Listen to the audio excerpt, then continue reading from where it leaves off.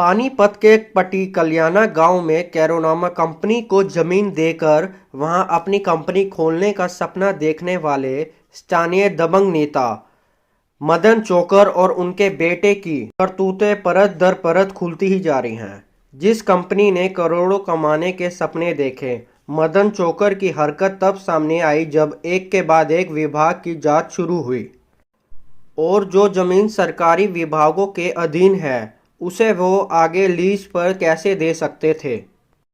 सबसे पहले हमारी टीम पहुंची हरियाणा स्टेट खादी के अंबाला कार्यालय, जहां स्टेट डायरेक्टर आई जवार ने मदन चोकर की मॉर्गेज की जमीन पर उठे विवाद की जांच के लिए कमेटी गठित कर दी।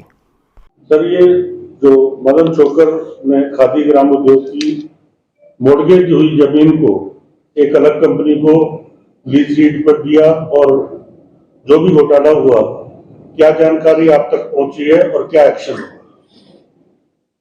जो हमारी पूजा खादी ग्राम उद्योग संस्था है, उसकी एक जमीन जो हमारी जानकारी में आई है, वो किसी एक प्राइवेट कंपनी को उन्होंने लीज पे दी है। जो हमारे यहाँ जो प्रैक्टिस है, जो हमारे यहाँ प्रथा है कि खादी की कोई भी संस्था जब कोई काम करती है खादी ग्राम उद्योग आयोग के साथ में, तो वो उस जमीन का ईएम इक्विटेबल मॉर्गेज हमारे पास करती है।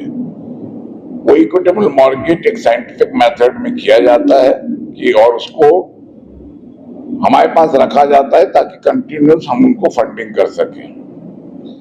और उस परिस्थिति में संस्था का फर्ज है कि कोई भी अगर वो कोई लीज है या उस जमीन पे कुछ और काम करना चाहती होगी तो वो खादी ग्राम उद्योग आयोग से अनुमति लेके ही करेगी, और इस केस में उन्होंने ऐसी अनुमति नहीं ली है।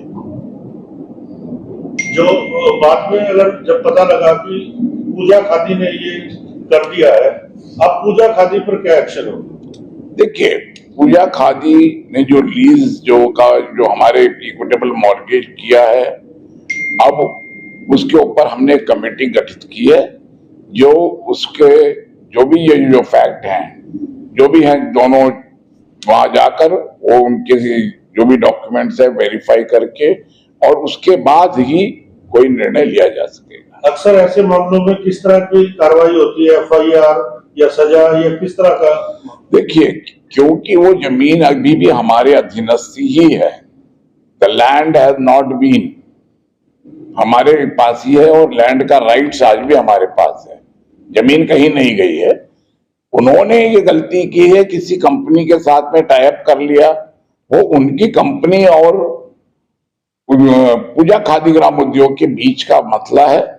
वो मैटर में हम लोगों को, हमें अपनी जमीन जो है उसको जो प्रोटेक्ट करने का हम अपना राइट रखते हैं और उसको हम देखेंगे कि उस पर हमें क्या एक्शन लेना है आफ्टर कंसल्टिंग सेंट्रल ऑफिस। इसको सील कर सकता है? हमारे यहाँ उस तरह से कोई प्रावधान नहीं है, क्योंकि जमीन आज हमारे पास है, सील करने का कोई हमारे पास सवाल नहीं उठता है, क्योंकि जमीन जो है वो हम जमीन में इंटरेस्टेड है। जो जमीन हमारे पास इक्विटेबल मॉर्गेज हुई है वो आज हमारे पास है, उसमें कोई राइट नहीं गया है। जिस मकसद से आपके विभाग ने दी वो मकसद तोड़ के दूसरा प्लांट भी लग चुका है, इस हालत में क्या सीलिंग या कोई एफआईआर जो धोखाधड़ी हुई इस पर क्या एक्शन? अभी इस स्टेज पे नहीं बता सकते, क्योंकि अभी हमने अपनी एक इंक्वायरी कमेटी गठित की है। जो इंक्वायरी कमेटी के निर्णय, उसके जो आउटपुट हैं, उसके आने के बाद में हम अपने केंद्रीय कार्यालय से संपर्क करके परामर्श करके उसको पूर्ण निर्णय लिया जाएगा। इस कमेटी के बारे में थोड़ा सा जानकारी चाहेंगे, कितने लोगों की कमेटी और कितने समय तक उम्मीद है? देखिए, कमेटी की जानकारी अभी दे पाना मुश्किल है, क्योंकि कमेटी के कुछ लोग अभी टूर पे हैं, तो कमेटी का जो गठन है उसमें हम ऑडिट वाले रहते हैं, खादी वाले रहते हैं और जो कानून को जानते हैं वो रहते हैं। ऐसे इस तरह की छोटी कमेटी बनती है 2 या 3 लोगों की, वो जाकर उसके ऑडिट वाले ऑडिट का काम क्या कर रहा है, क्या हुआ है, कितना इन्वेस्ट हुआ है, क्या हुआ है बैलेंस शीट में, सब देखा जाता है। खादी वाले ये देखते हैं कि जिस गतिविधि के लिए खादी का काम दिया गया है उसके लिए काम हुआ है नहीं हुआ है ये देखा जाता है। और इसी तरह legally whether it is what is the position, revenue records में भी हम लोग जाके देखेंगे कि एंट्रीज क्या है, किस परिस्थिति की एंट्रीज है, क्या पोजीशंस हैं, ये देखी जाता है। उम्मीद की जा सकती है 1 महीने के अंदर रिपोर्ट आ सकती है। हाँ, ये कहा जा सकता है कि 1 महीने में रिपोर्ट आ जाएगी। मामला केवल खादी की ज़मीन का ही नहीं, हरियाणा स्टेट वक्फ बोर्ड की ज़मीन को भी मदन चोकर ने अपने कब्जे में लिया हुआ था।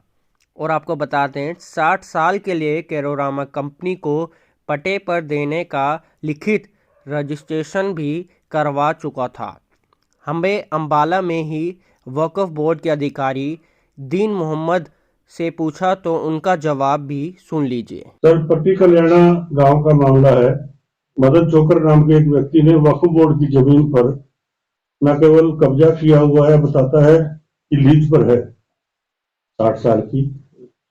क्या जानकारी में है, क्या कोई शिकायत आई? हाँ, अभी स्टेट अफसर पानीपत से हमने पता किया था, वो बता रहे हैं कोई लीगल नोटिस भी आया उस बारे में। इसको अभी आपने भी एक कोई चिट्ठी भेजी थी मुझे सुबह जी। तो उस पर जो है हमने वो फॉरवर्ड कर दिया अपने स्टेट अफसर पानीपत को, तो वो उस पर एग्जामिन करवा रहे हैं। उनसे मेरी बात हुई है, वो कह रहे हैं रिकॉर्ड चेक कर रहे हैं, उसके बाद ही बता पाएंगे हमारी है या नहीं है जमीन। आगे कार्रवाई तभी हो पाएगी जब हमें ये पता चले कि हमारी जमीन है कि नहीं है। अगर कोई व्यक्ति ऐसा करता है तो किस तरह की कार्रवाई होती है? उसके खिलाफ क्रिमिनल भी कार्रवाई होती है, सिविल में भी जाता है। कार्रवाई जो भी बनेगी अपने जो है ऑफिसर से परमिशन लेके कार्रवाई भी करेंगे, अगर हमारी जमीन के साथ कोई छेड़छाड़ हुई है तो। अभी तो यही पता नहीं है कि हमारी जमीन है भी नहीं।